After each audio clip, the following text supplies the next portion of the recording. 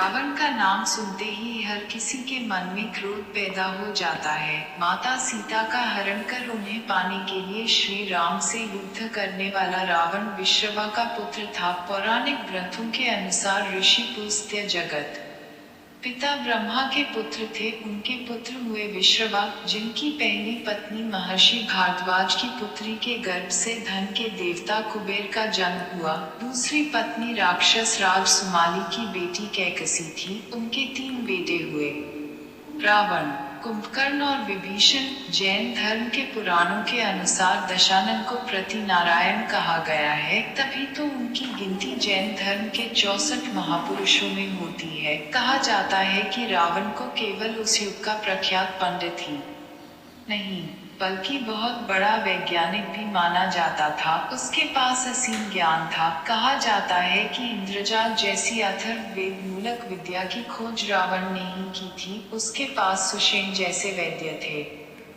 जिन्हें देश विदेश में पाई जाने वाली जीवन रक्षक औषधियों की जानकारी के साथ साथ उनके स्थान, गुण, धर्म आदि के बारे में भी पूरा जानकारी थी। कुछ लोक कथा की माने तो रावण की आज्ञा से ही सुषेण वैद्य ने मूर्छित लक्ष्मण की जान बचाई थी। रावण के बारे में न केवल हिंदू धर्म के ग्रंथ वाल्मीकि रामायण के अलावा पद्म पुराण, श्रीमद् भागवत पुराण, कूट पुराण, महाभारत, आनंद रामायण, दशावतारचरित आदि में पढ़ने को मिलता है। बल्कि जैन धर्म ग्रंथों में भी रावण के बारे में अच्छे से वर्णन किया गया है। शिव का परम मायावी रावण भक्त, कुशल राजनीतिज्ञ, सेनापति और वास्तुकला का विशेषज्ञ होने के साथ साथ बहु विद्याओं का भी जानकार था। उसे मायावी इसलिए कहा जाता था कि वह इंद्रजाल, तंत्र, सम्मोहन और तरह तरह के जादू जानता था। मान्यता है कि रावण ने कई शास्त्रों की रचना की थी। आइए जानते हैं कि कौन कौन से हैं ये शास्त्र। शिव तांडव स्तोत्र।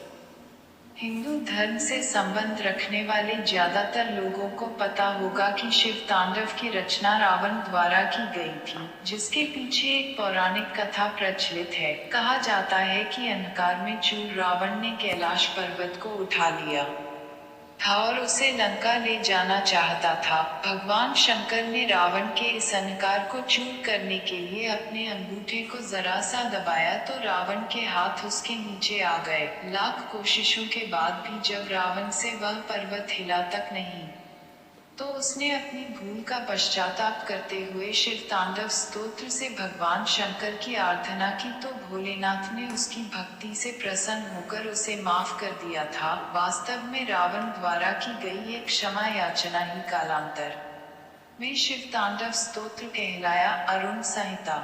कहा जाता है कि संस्कृत के इस मूल ग्रंथ का अनुवाद कई भाषाओं में हो चुका है। मान्यता के अनुसार इस ग्रंथ का ज्ञान सूर्य के सारथी अरुण ने लंकाधिपति रावण को दिया था। यह ग्रंथ जन्म कुंडली, हस्तरेखा तथा सामुद्रिक शास्त्र का मिश्रण है। रावण संहिता।